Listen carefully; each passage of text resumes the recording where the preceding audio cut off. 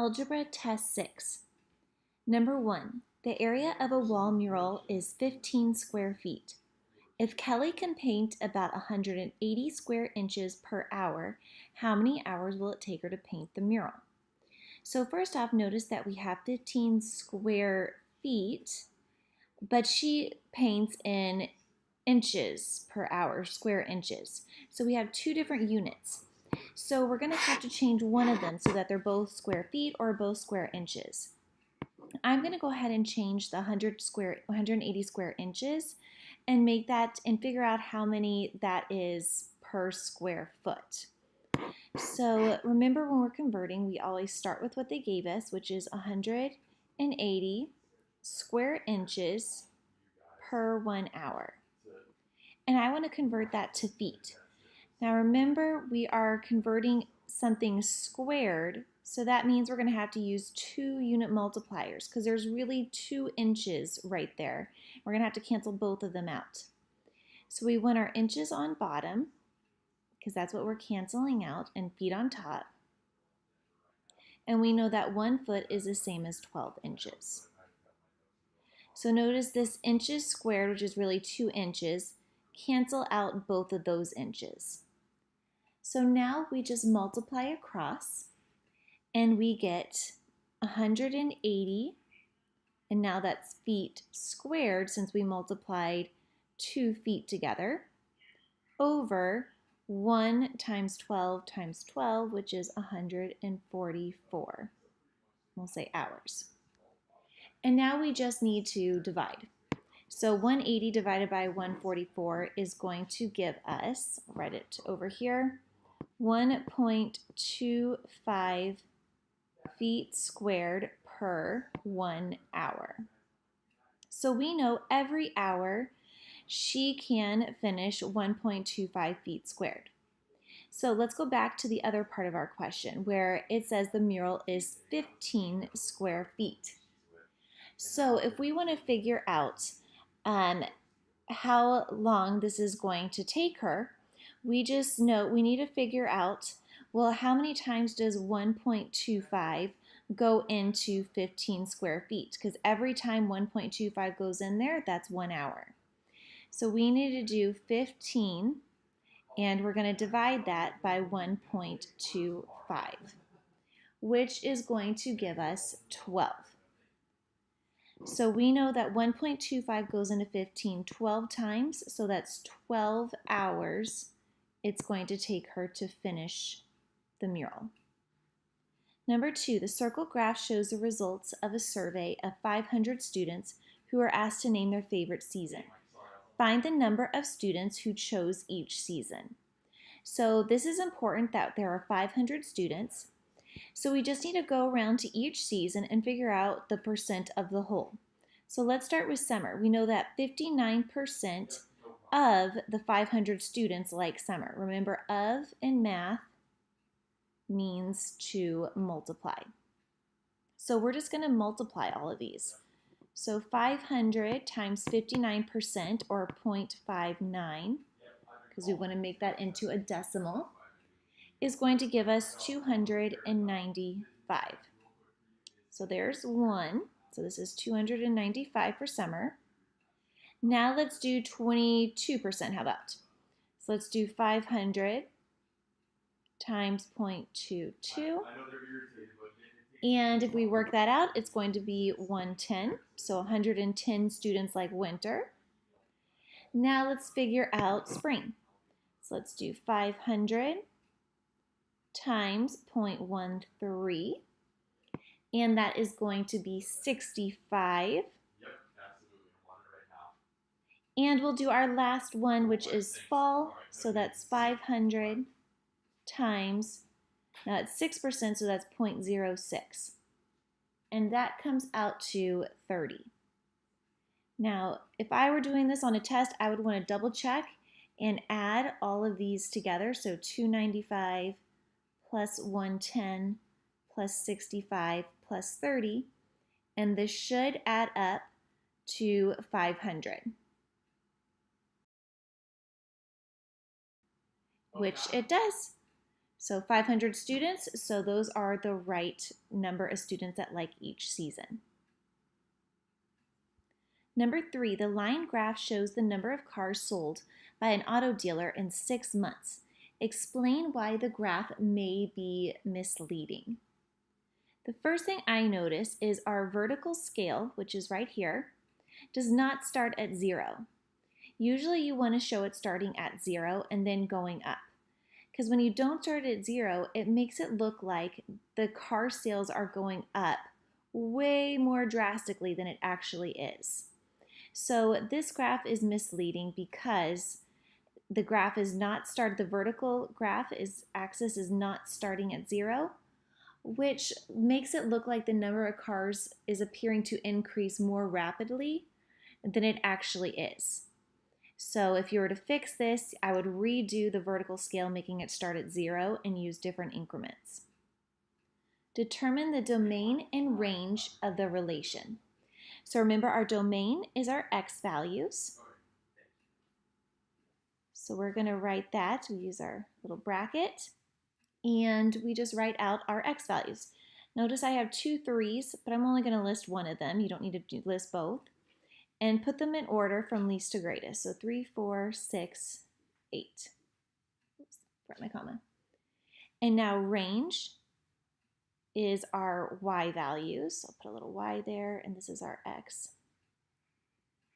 And our y values, again, going from least to greatest, we have 2 1s, so I'm just going to put 1 though. We have a 5 and then 2 7s, so just 5, 7, and that's it. There's your domain and range. Number 5, 1/3 cubed.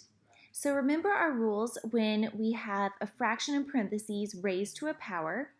It means we need to distribute that power to both the numerator and the denominator. So that's really 1 cubed over 3 cubed. So 1 cubed we know is just 1 because that's 1 times 1 times 1. 3 cubed is 27. So there's your final answer, 1 over 27. If you want to do it longhand, 1/3 cubed means 1/3 times 1/3 times 1/3. And you'll get the same answer. 1 times 1 times 1 is 1 over 27. Number 6 is just a simple order of operations. So first let's do inside our parentheses. So 6 times 2 is 12 plus 3 times 4 plus 1 is 5. Next we have an addition and multiplication. So with order of operations we need to do multiplication first. That's 15 plus 12. And now finally we add, which is 27. Number 7 is just adding and subtracting, but now we have fractions with it. So first thing I'm going to go do is look and see, I have a plus sign here, subtraction sign here, and another subtraction sign. I want to turn all of those subtraction signs into addition by going through and adding a line, changing the sign. Adding a line, change the sign. So now it's a little bit easier because now it's just all addition. And since it's all addition, we just go from left to right. So let's start with these two. We have a positive 3/7 plus a negative 2/7. Remember, when the signs are different, we find the difference. So the difference is 1/7. And we keep the sign of the larger number or the largest absolute value. So this number was bigger, so it stays positive. Now I'm going to rewrite my problem. And again, go from left to right. So we're going to do these two. We have a positive 1/7 plus a negative 4/7. Different signs, so we find the difference, which would be 3/7.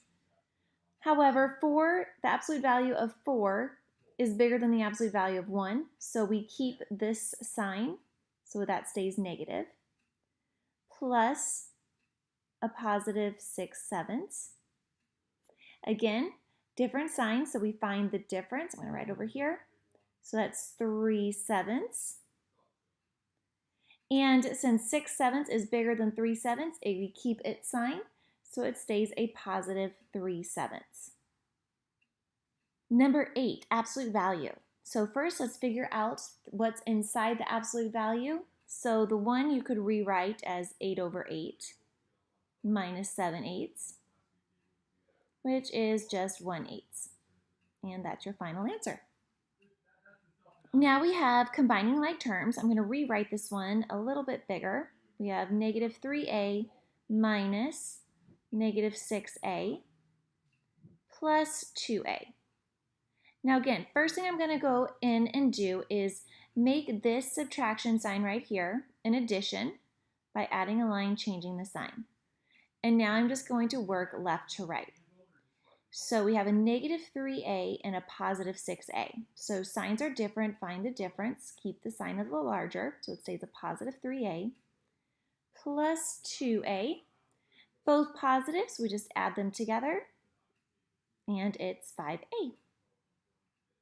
Okay, this one, we want to solve for y. So I'm going to rewrite this bigger again. And we're solving for y, so that means we're not actually completely solving for anything. We're still going to have x in there, but we're just going to, when it says solve for a variable, it just means get that variable by itself on one side of the equation. So that means on the left, I need to get rid of the 2 and the 4x. So first thing I'm going to do is get rid of this entire 4x. And I'm going to subtract it because it's a positive, so if I subtract it from itself, they cancel each other out, and I'm just left with 2y. However, remember, anything I do to one side of the equation, I have to do the other, so I have to subtract 4x over here. However, this 7 and the 4x are not like terms, so I can't really combine them, but I'm just going to write them next to each other like this. And last thing I need to do is get rid of this 2. So I'm going to do that by dividing, and I'll divide both sides by 2. So those cancel. And I'm left with y equals, and really this 2 is underneath the 7 and the 4x, so you can rewrite it as 7 over 2 minus 4x over 2. Now I can't simplify the 7 over 2, so that just stays, let's see, I'll write it over here, y equals 7 over 2 minus, however the 4 over 2 simplifies to 2x. Now, I personally like to have the x in front of any constant, so I would rewrite this as y equals negative 2x plus 7 over 2. That's just my preference. I like to have it like that. Number 11, write 3 less than the product of 5 and b as an algebraic expression. So first off, we have 3 less than, so I know I have some type of subtraction in there, and then I see product of 5 and b, so that is multiplication. So that I can write as 5b. And then I know 3 less than this. So that means I have 5b, but I want 3 less than it, so I have to subtract 3 away from it. And that's it. A number cube labeled 1 through 6 is rolled. List the outcomes for the event that an even number is rolled. So remember, the outcomes are just the possible things you could roll. But in this case, they only want the even number outcomes. So those are 2, 4, and 6. And that's all. Number 13, identify the subsets of real numbers to which the number 2 root 5 belongs. So we know that root 5 is an irrational number. If you were to figure out root 5 on a calculator, it would just go on forever with no pattern. So this is an irrational number. And that's as far as we can classify it, so just irrational. 14, use the graph to identify the domain and range of the function. So remember, domain is our x values. And if I look at my graph, these will continue to go out and out and out to infinity on my x-axis. So therefore, it's every x value. So my domain, I would say all real numbers. I'm just going to put that. Now the range is going to be a little bit different. So let's get rid of this. Now the range are my y values. So I'm looking at from here, and then it goes up and up and up, and because these have arrows, you know it's going to go up for infinity. So my range, we would say the y values are greater than or equal to whatever this point is where it starts. So that point right there looks like it's going up by 2 is positive 2. So my range is y, or any number greater than or equal to 2. 15, we have to solve a multi-step equation and solve for a. So again, I'm going to rewrite this just so I have a bigger numbers to work with. So first thing I want to do is get rid of this parenthesis by distributing in. So we have a plus 12a plus 28. Don't forget to distribute that 4 to this last number, equals 80. Next thing I want to do is combine my like terms. So we have 13a plus 28 equals 80. Next step is subtract 28 from both sides. So those cancel, and we're left with 13a equals 52. And last but not least, divide both sides by 13 to get a equals 4. And that's your final answer. If you wanted to check it on a test, go back and plug in 4 to both of these a's and make sure that your equation works. Not a bad idea to do that on a test.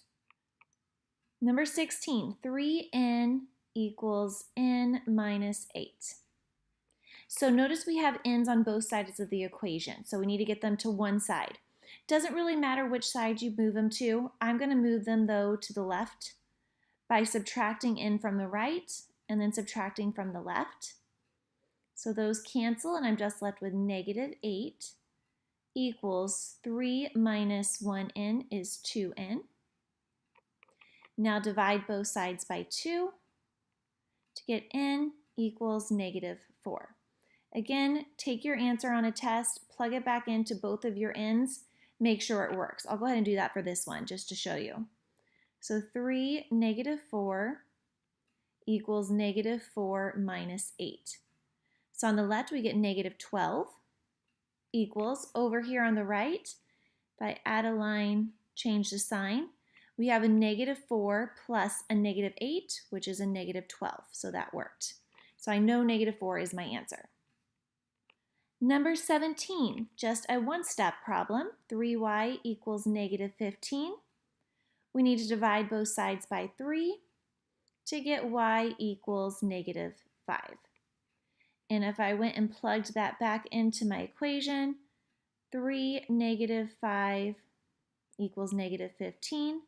Well, 3 times negative 5 is negative 15, so that worked. 18, we have another two-step, it looks like, equation. So first thing we want to do is subtract this 3 because we want to get a by itself. So those cancel, and we have 8a equals 24. Divide both sides by 8. We get 8a equals 3. 19, we have a decimal.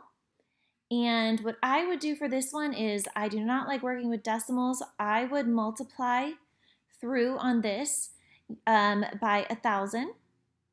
Because you always want to look at the number that has the most decimal places, which is this one right here. It has 3. And you want to multiply it by whatever number would clear that decimal. So I need to multiply that by 1,000 because I need to move my decimal place 3 times. So now if I multiply each of these numbers by 1,000, I get 2x plus 0.5 times 1,000. You move the decimal over 3 times and add a 0, so that would be 50 equals. And then if I have 0.5 times 1,000, again, I move it 3 times, so I have to add 2 zeros, so that's 500. So now all I do is subtract 500. I have 2x equals 450. Divide both sides by 2 and get x equals 225. Now this would work if you didn't clear the decimals either and you just multiplied it through, or if you just solved it as it is with your decimals. But that just seems like a lot more work, and I would rather just get rid of all the decimals to begin with. So 225 is your answer regardless of whatever way you decide to do it. Okay, so if you wanted to solve this by not clearing decimals, it's a little bit more work because you do have to do a lot of operations with decimals, but you should still get the exact same answer. So we want to subtract 0.05, and that'll give us 0.45. That canceled. And now divide both sides by 2 thousandths. Those cancel and you get x equals, if you did the division on here, you get 225. Same answer that we got when we cleared the decimal. Just depends on which method you prefer. So number 20, they gave us a problem to evaluate when x equals 2 and y equals 3. So all we need to do is go plug in 2 every time we see an x, plug in 3 every time we see a y, and now we solve. So again, we always want to start with our innermost parentheses, which is this 2 plus 3, so that's 5.